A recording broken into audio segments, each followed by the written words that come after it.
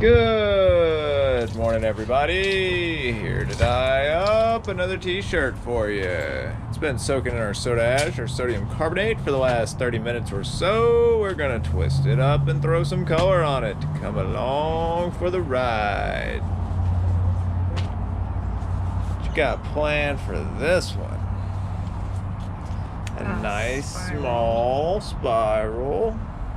Nice spiral with a good old twist. Couple of bands to seal it up, and to the dyeing rack we will go. Quick spiral, can't beat those. I'm sure she's got a very interesting color pattern chosen. Alrighty, kicking it off with some hot pink.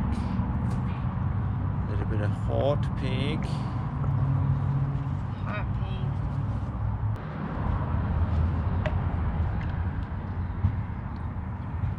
Bubblegum. Now I'm gonna throw on a little bit of lemon yellow. Yeah, lemon. Lemon yellow. Or sorry, hot pink. Lemon yellow.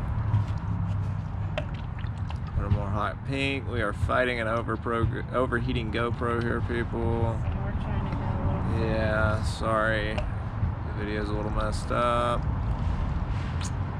We're doing the best we can. We're trying to get the video out to the people. Yeah, we're trying. We are trying. So we got a nice pastel tricolor here. This is a great classic hit. Well, it's not pastel, but... Not pastel? Oh.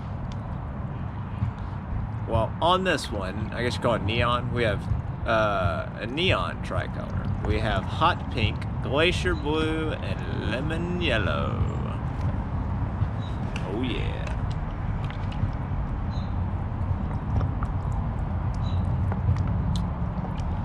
What a beautiful tie-dye. What a beautiful tie-dye indeed.